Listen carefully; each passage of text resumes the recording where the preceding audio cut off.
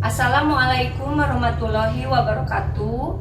Yang terhormat dosen dan guru penguji uji kinerja PPG Daljab Unipma kategori 2 tahun 2022.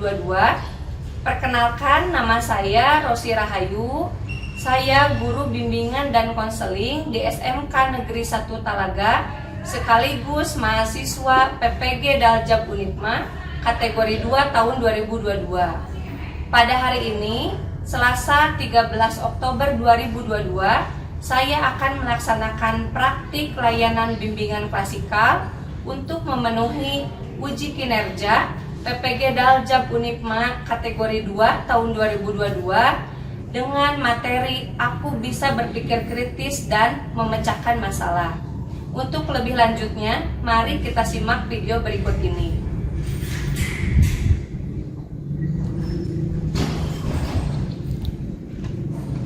Assalamualaikum warahmatullahi wabarakatuh. Waalaikumsalam warahmatullahi wabarakatuh. Baik, sebelum memulai kegiatan kita pada hari ini, alangkah lebih baiknya kita berdoa terlebih dahulu ya. Silakan, siapa yang memimpin doa? Ya, baik, silakan Alvan. Bapak siap.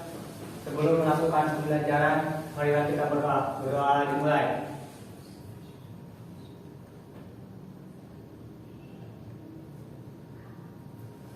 Berdoa selesai. Ya, baik, terima kasih. Alvan sudah membantu Ibu memimpin doa. Gimana kabarnya hari ini? Ya, kalau Ibu bilang apa kabar, jawabnya Alhamdulillah, luar biasa, Allah. Ya, sekali lagi Ibu tes. Apa kabar hari ini? Alhamdulillah, luar biasa, Allah. Nah, semangat ya. Ibu absen terlebih dahulu. Adam ada? Dir. Apni? Alvan? Hadir. Alpi? Muhammad Zefa? Dasinya kenapa? Neng Vira? Siti Alawiyah? Siti Sri? Willy? Baik ya, ada semua ya hari ini. Nah, hari ini kita akan melaksanakan bimbingan klasikal seperti yang biasa kita lakukan ya, pertemuan 1 minggu sekali gitu ya. Tetapi untuk hari ini materinya itu tentang kemampuan berpikir kritis ya, atau memecahkan masalah. Nah, untuk apa tujuannya? Nah, tujuannya itu adalah peserta didik atau teman-teman ya mampu menyimpulkan tentang bagaimana pentingnya berpikir kritis dan memecahkan masalah ya. Nah, tetapi sepertinya belum semangat ya. Ya, kenapa? Belum sarapan atau bagaimana? Nah, kita ice breaking dulu ya. Nah, untuk melihat konsentrasi dari teman-teman. Ya. Jadi nanti ice breakingnya itu, atau udah pernah ice breaking dulu? Udah ya? Udah. Nah, jadi ice breakingnya itu ikuti apa yang Ibu katakan. Ingat-ingat perintahnya, ikuti apa yang Ibu katakan ya. Ibu tes ya. Nah, Ibu kasih 1 kalimat. Bebek, bebek, ayam, ayam. Ada berapa bebek? Bebek, ayam, ayam. Ada berapa bebek? Wih, bagus ya. Nah, coba terus lagi. Tapi sepertinya tegang. Relax ya, relax. Nah, coba ulangi lagi. Angsa, angsa, ular, angsa. Ada berapa ular? 1. Betul tidak?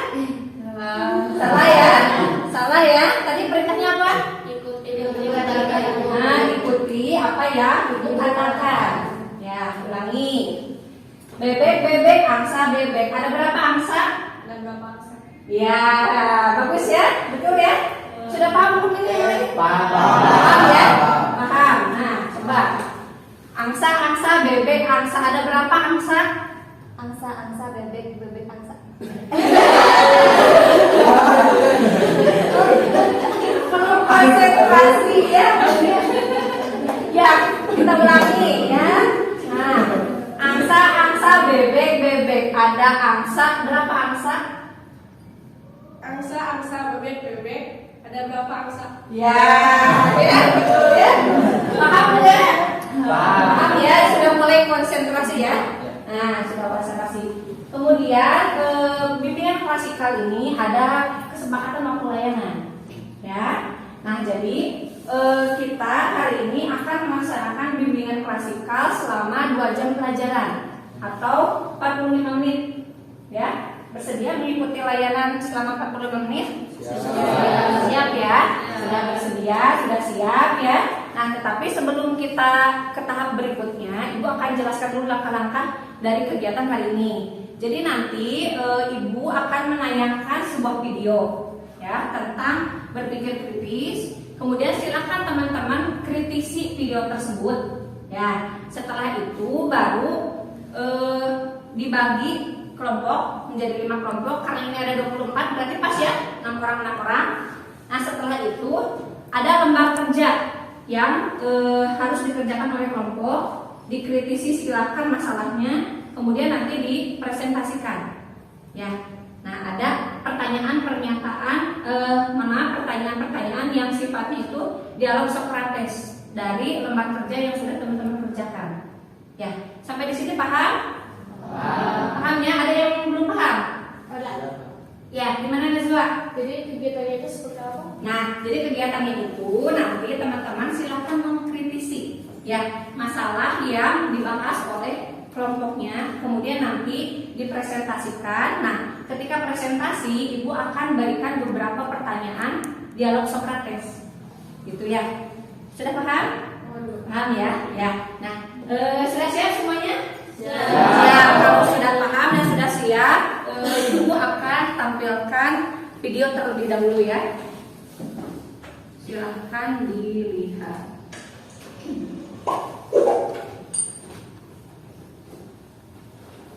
Setiap hari kita selalu mendapatkan banyak informasi dan masalah. Mau beli mobil X atau Y, mau beli HP A atau B. Ini berita hoax gak sih? Nah, dengan berbagai masalah dan informasi baru yang selalu kita dapatkan setiap harinya, kita perlu decision making yang baik. Gimana sih caranya? Solusinya adalah critical thinking. Critical thinking bisa membantu kita dalam menentukan pilihan yang baik.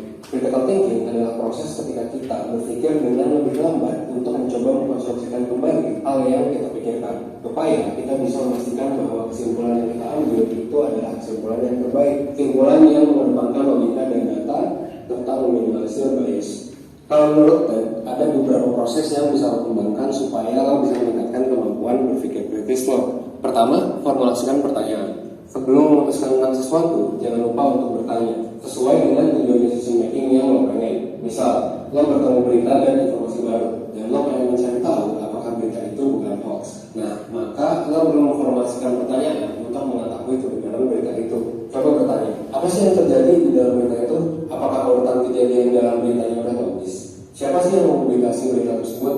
Apakah ada kepentingan politik di balik media tersebut? Di mana sumber-sumber lain? Dan beberapa pertanyaan lainnya supaya lo bisa yakin bahwa berita yang lo baca itu bukan hoax. Yang kedua, cari informasi yang relevan. Setelah memformulasikan pertanyaan, lo bisa cari informasi yang lo perlukan untuk menjawab hal-hal yang pengen lo tanyakan. Nah, critical thinking sendiri memiliki kelemahan karena prosesnya sebetulnya cukup lambat. Kenapa sih critical thinking cenderung lambat? Karena critical thinking mencoba melawan naluri kita untuk berpikir dengan berbagai jalan pintas tanpa banyak pertimbangan dan usaha. Karena critical thinking itu sebetulnya mencoba untuk melawan naluri kita untuk berpikir. Oke ya. Nah, tadi dari video tadi apa yang bisa teman-teman ambil? Ya. Silakan siapa yang mau menanggapi? Saya, Bu. Silakan ada ya. Kesimpulan yang saya dapatkan setelah menonton video ini adalah untuk menentukan suatu keputusan kita dapat menggunakan dua pemikiran. Ya. Yang pertama pemikiran lambat dan yang kedua pemikiran cepat. Pemikiran lambat akan memberikan hasil yang akurat, sedangkan pemikiran yang cepat akan memberikan hasil yang tidak akurat. Jadi dari video tersebut ada bisa menggunakan dua ya. Ada yang berpikir lambat itu, kalau berpikir kritis itu termasuk lambat atau cepat? Termasuk lambat. Termasuk lambat ya, karena mengkonstruksi dulu. Ya, jawaban atau alternatif solusi yang paling tepat itu yang mana? Itu yang berpikir kritis. Tetapi kalau yang heuristik, yang cepat itu misalkan kalau berpikir apa? Secara langsung gitu. Ya, misalnya mungkin kalau mau pergi ke sekolah ya pakai motor atau pakai angkot, gitu kan, sama juga ya. Ya memang dalam beberapa kondisi kita harus betul-betul berpikir cepat, gitu ya. Tetapi tidak ada salahnya juga tadi menggunakan yang lambat atau berpikir secara kritis, karena ternyata banyak manfaatnya. Kita tidak tergesa-gesa ya ketika memutuskan sesuatu, begitu ya. Ada lagi yang mau menanggapi? Ada dari video tersebut? Setuju dengan pendapat Adam? Setuju ya. Nah, setuju. Nah, selanjutnya Ibu akan tampilkan PowerPoint mengenai kemampuan berpikir kritis. Nah, sebetulnya apa sih kemampuan berpikir kritis itu, gitu ya? Kalau tadi teman-teman sudah melihat dari video, gitu ya, berpikir dengan cara mempertimbangkan berbagai alternatif solusi, kan seperti itu ya kalau berpikir kritis. Nah, ada dua pendapat ya terkait dengan apa sih berpikir kritis. Yang pertama pendapat dari Ahmad tahun 2007. Nah, yang pertama berpikir kritis itu merupakan ini ya, memberdayakan keterampilan atau strategi kognitif dalam menentukan tujuan. Ada kata kunci yang bisa diambil strategi ya. Berarti ada cara ketika kita akan menentukan tujuan yang sudah ditetapkan oleh kita, gitu ya. Kemudian ada pendapat kedua dari Martin Das ya, menyatakan bahwa kemampuan berpikir kritis itu aktivitas mental yang dilakukan untuk mengevaluasi kebenaran sebuah pernyataan. Sama ya, di sana ada poin kebenaran juga. Nah, selain memikirkan cara, tapi ada poin kebenaran juga yang akan diambil ketika nanti memutuskan sesuatu, gitu ya. Kemudian selanjutnya, nah di kemampuan berpikir kritis itu ada dua. Ada keterampilan berpikir tingkat tinggi sebagai critical and creative thinking. Jadi berpikir tingkat tinggi itu merupakan bagian dari bagaimana teman-teman itu berpikir kritis dan juga berpikir secara kreatif. Kalau orang yang kreatif, banyak kan idenya? Ya enggak? Banyak alternatif solusinya kan? Tapi kalau kita mungkin tadi lebih sering menggunakan cepat, ya udah itu aja yang digunakan. Ya. Terus kemudian ada keterampilan berpikir tingkat tinggi sebagai problem solving atau pemecahan masalah. Ya, misalkan teman-teman ada masalah nih dengan teman yang lain di kelasnya, misalkan gitu ya. Apakah teman-teman itu berpikir dulu cara penyelesaiannya atau langsung saja? Berpikir dulu atau langsung? Tergantung ya, tergantung masalahnya. Nah, dua hal itu dibutuhkan dalam berpikir tingkat tinggi. Ya, bagaimana kita itu bisa kritis, gitu ya, terus kemudian juga kreatif dalam berpikirnya, kemudian yang selanjutnya memecahkan masalahnya, gitu ya. Kemudian yang selanjutnya untuk apa sih manfaatnya berpikir kritis ini, gitu ya. Pertama, memiliki banyak alternatif jawaban dan ide kreatif. Ya, karena tadi lambat, akhirnya kan kita mencari dulu solusi yang tepatnya itu yang mana. Ya, tetapi ternyata ada manfaatnya karena kita lebih banyak alternatif jawabannya, gitu ya. Terus kemudian mudah memahami sudut pandang orang lain. Nah, setiap orang kan pasti beda ya. Mungkin kalau masalah A menurut Rahma diselesaikannya dengan B, tapi menurut Sherly pakai yang C. Nah, kan bisa seperti itu ya. Kemudian ada menjadi rekan kerja yang baik.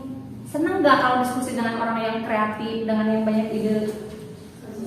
Ya, dibandingkan dengan mungkin yang rekannya ikut-ikut aja. Ya, iyalah setuju aja, gitu ya. Nah itu kemudian kita bisa lebih mandiri juga karena kita mencari sumber solusi yang relevan dengan masalah yang akan kita selesaikan. Ya. Nah ini nanti kan teman-teman ada lembar kerja ya. Lembar kerja, jadi silahkan teman-teman berkelompok, ya berkelompok dan berhitung saja ya, berhitung dari 1 sampai 5. Nanti ini ada lembar kerjanya, silahkan dikerjakan secara berkelompok. Ya, silahkan mulai dari 1, ya 2, 3, 4, 5. 1, 2, 3, 4, 5, 1, 2, 3, 4, 5, 1, 2, 3, 4, 5, 1, 2, 3, 4. ya, silahkan. Ini ibu bagikan dulu ya lembar kerjanya, silahkan 1 dengan 1 bergabung. Berarti dari sini ya. Ini kelompok 1, kemudian kelompok 2, 3, 4, 5 ya. Silakan yang lainnya bergabung. Tadi 1 dengan 1, begitu pun selanjutnya.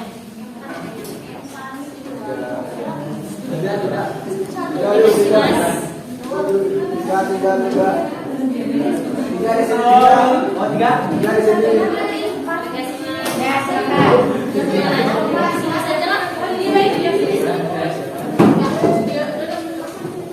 Silakan, itu kan sudah ada lembar kerjanya, ya. Coba dibaca dulu lembar kerjanya itu. Teman-teman silakan temukan satu masalah ya, mau di rumah, mau di sekolah gitu ya, yang kaitannya dengan berita hoax. Ya, itu kan pernah punya pengalaman? Pernah ya, misalkan mungkin teman-teman pernah dapat SMS penipuan atau yang lainnya gitu ya. Nah, tapi sebelum itu coba lihat dulu cara pengerjaannya. Ini ada 2 rumus, jadi ada menggunakan rumus ideal dan tepar. Untuk rumus ideal ini yang pertama, teman-teman silahkan identifikasi dulu atau lihat lebih banyak, lihat lebih dekat dan lebih dalam masalah yang dihadapi. Terus setelah diidentifikasi, baru definisikan, kumpulkan informasi seputar masalah tersebut, ya. Kemudian yang selanjutnya baru aksi atau eksekusi ide-ide yang sudah teman-teman sampaikan di kelompok. Kemudian yang selanjutnya coba dilihat lagi atau diperiksa lagi hasil dari pekerjaannya. Ya, itu untuk rumus ideal. Kemudian ada rumus tepar. Ya, yang pertama tenang dan mulai berpikir. Kemudian silakan endapkan dulu semua informasi, baru periksa kebenarannya dan cari informasi pembanding. Kan itu ada 5 orang ya sekelompok ya. Nah, setiap orang silahkan berikan idenya gitu ya. Jadi nanti bisa dibandingkan. Kemudian ambil kesimpulan dan terakhir itu rencanakan tindakan yang akan diambil. Ya, sudah paham belum terkait tugasnya? Paham? Silakan sekarang diskusi dengan kelompoknya.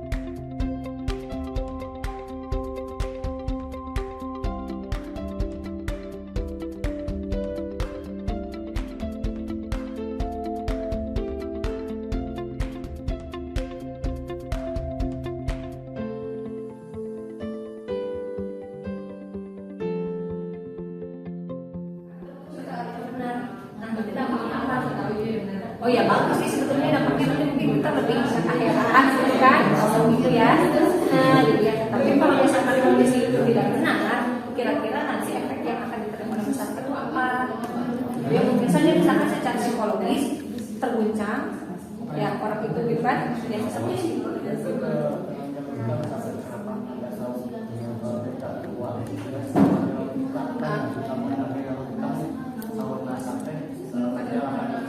Ya boleh itu juga bisa pakai itu.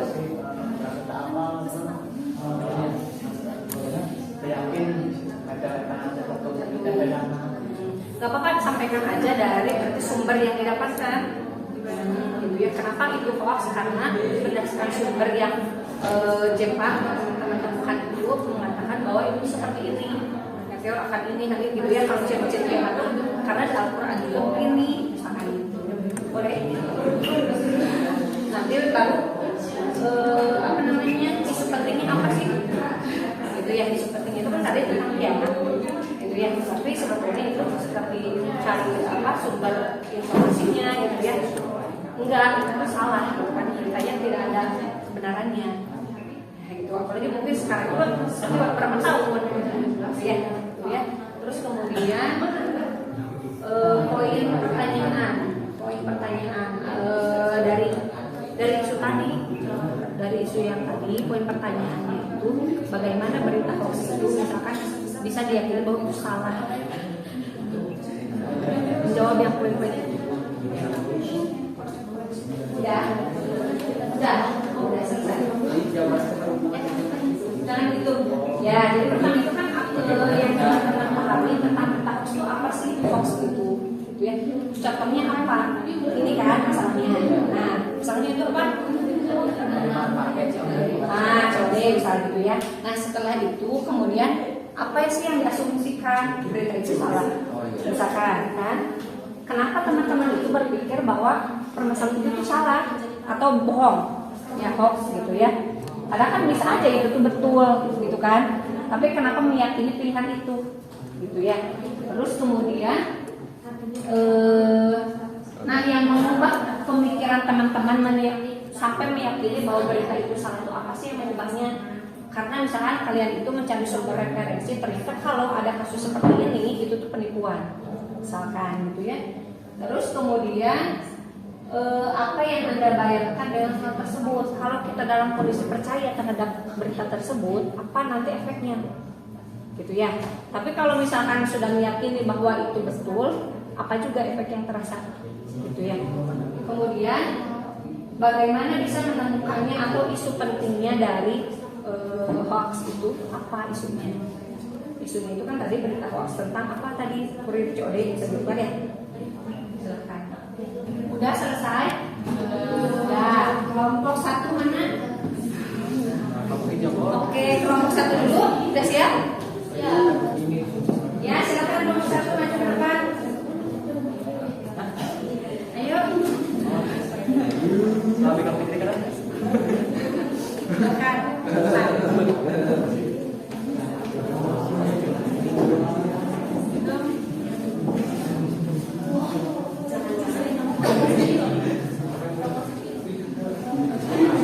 Ada di sini aja. Ya. Ya. Silakan. Siapa yang membuka? Oke, mulai. Siapa? Assalamualaikum warahmatullahi wabarakatuh. Waalaikumsalam warahmatullahi wabarakatuh. Perkenalkan, kami dari kelompok 1 ingin membahas tentang berita hoax. Dari masa kami, perkenalkan dulu. Di samping saya ada Asri, Nadia, Ya.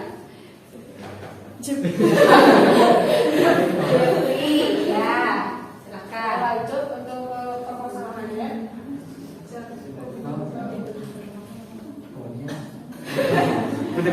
Untuk permasalahannya, awalnya saya mendapatkan pesan WhatsApp dari nomor yang tidak dikenal dengan berisi pesan seperti, halo selamat siang, saya dari tim Boybong. Anda berhak mendapatkan uang sebesar 20 juta rupiah. Silakan lakukan pembayaran nanti untuk pengirimannya. Ya, tadi masalahnya itu pernah dapat SMS dari Bayuwong. Ya, Dari timnya. Oh, dari tim Bayuwong. Ya, dari tim Bayuwong. Isi SMS-nya itu adalah Anda mendapatkan uang sebanyak 20 juta. 20 juta. Lumayan ya 20 juta dibagi 5 ya. Nah, sekarang Ibu ingin tanya, apa sih yang dimaksud dengan berita hoax itu apa? Berita yang kebenarannya belum pasti. Berita yang kebenaran itu belum pasti. Apakah tadi yang disampaikan itu berita hoax? Ya. yang berita hoax. Berita hoax. Ya. Nah, kemudian contohnya tadi ya, masalahnya itu adalah ketika dapat WA dari tim SMS ya. SMS atau WhatsApp dari timnya Bayuwong bahwa mendapatkan uang sebanyak 20 juta. Nah, kemudian kenapa sih teman-teman itu mengasumsikan bahwa itu berita hoax? Izin menjawab. Ya. Karena nomornya tidak dikenal dan juga belum Pernah ngasih uang. jadi tidak mungkin tanpa alasan. Ya, tidak mungkin tanpa alasan tiba-tiba Ngasih uang. ngasih uang ya. Kemudian kenapa bisa memilih asumsi tersebut bahwa itu hoax? Dari mana tahu bahwa berita itu hoax? Ya karena belum benar dan nomornya tidak dikenal juga. Nomornya tidak dikenal juga, jadi dari situ juga sudah bisa mengasumsikan bahwa itu bohong. Siapa tahu aja itu betul. Enggak bisa tidak tahu apa-apa tiba-tiba tanpa alasan. Oh, tanpa alasan. Jadi yakin bahwa itu tidak betul, beritanya tidak benar, gitu ya. Kemudian tadi sudah berpikir bahwa itu hoax, gitu ya, karena nomornya itu tidak diketahui. Kemudian coba kalau dibayangkan berita itu betul, apa efek yang akan terjadi ke teman-teman? Mungkin kita akan tertipu kalau mempercayai berita itu. Ya, tapi kalau kondisinya itu betul, itu dikasih uang gimana? Senang Bu, ya senang sih. Senang alhamdulillah ya. Jadi kalau berita itu tidak betul, maka tadi akan tertipu. Ya, tetapi kalau itu benar, ya senang mau belanja, ya rezeki gitu ya. Kemudian bagaimana teman-teman itu bisa menemukan bahwa berita itu hoax?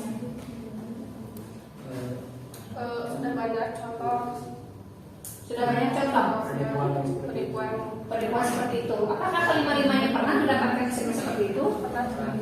Pernah. Pernah ya? Pernah ya. Jadi sepertinya apa? Jadi isunya apa dari masalah itu? jangan mudah percaya. Jangan mudah percaya. Isunya itu tentang, masalahnya itu tentang penipuan lewat WhatsApp ya. Jadi lebih hati-hati saja gitu ya. Baik, terima kasih. Tepuk tangan untuk kelompok 1. Sekian penjelasan dari kelompok kami, kurang lebihnya mohon dimaafkan. Wassalamualaikum warahmatullahi wabarakatuh.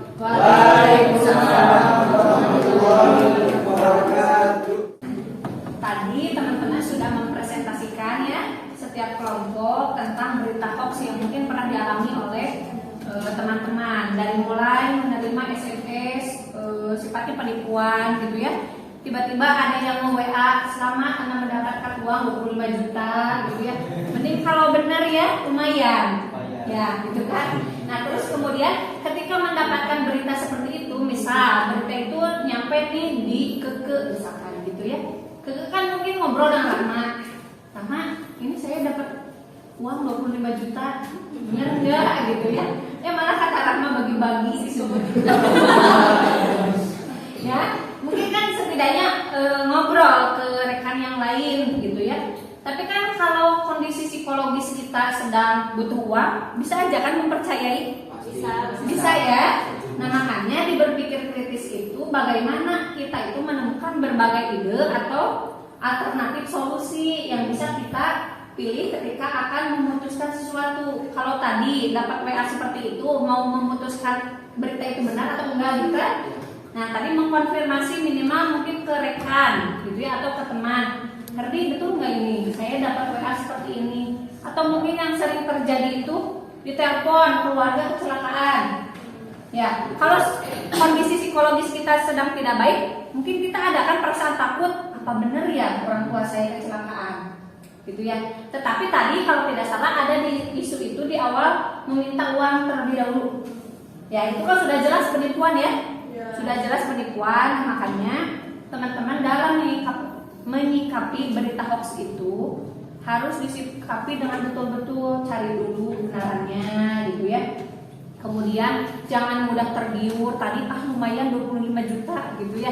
Enggak, jadi dikonfirmasi dulu. Apalagi nanti kan kelas 12 itu sudah mau lulus, biasanya suka ada WhatsApp yang isinya selamat Anda dapat beasiswa, atau lewat email misalkan keterima di Astra. Itu banyak sekali nanti ditemukan. Nah makanya harus cermat apakah berita itu betul atau tidak. Kan kita mungkin kalau sedang butuh mencari lowongan pekerjaan, tiba-tiba ada email dari Astra, apakah mau langsung percaya? Enggak kan, dikonfirmasi dulu gitu kan, apakah email yang masuk itu benar atau tidak. Tapi rasa-rasanya kalau Astra nggak mungkin tiba-tiba ya ngirim email ke kita bahwa kita diterima di Astra, jauh gitu ya. Dari sana juga rasanya sudah bisa menyimpulkan gitu ya. Nah selanjutnya Ibu ingin tahu kesimpulan dari kegiatan kita pada hari ini apa? Kira-kira siapa yang mau menyimpulkan? Rahma. Oh silakan Rahma. Nah, jadi dari kegiatan ini, Rahma bisa tahu bahwa ketika kita ingin mengambil sebuah keputusan atau mencerna sebuah berita, kita harus melakukan berpikir kritis terlebih dahulu. Ya. Karena seperti yang tadi dijelaskan bahwa berpikir kritis itu sangat penting, walaupun prosesnya lambat, tapi hasilnya pasti akan lebih akurat dibanding dengan berpikir cepat. Ya betul ya. Setuju teman-teman? Setuju.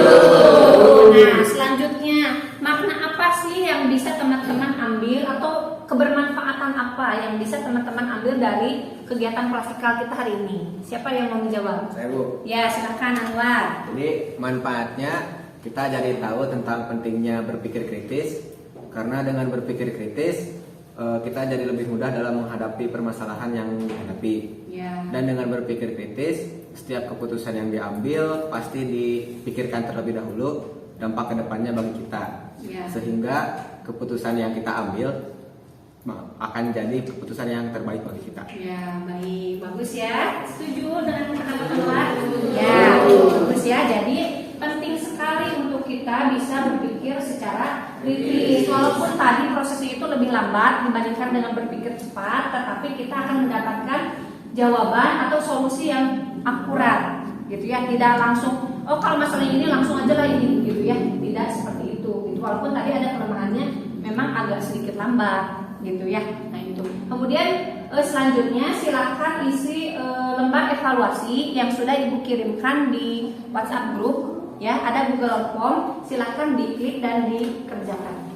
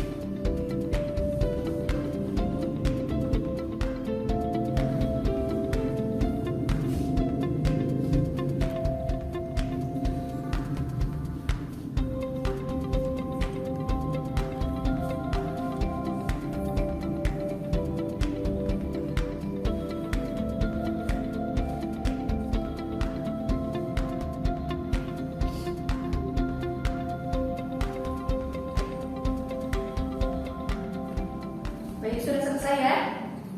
Sudah, ya. Silakan.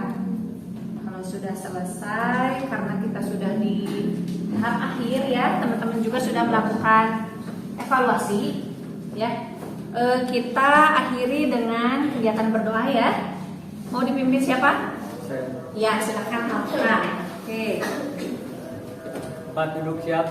Setelah melakukan pembelajaran, marilah kita berdoa. Berdoa dimulai.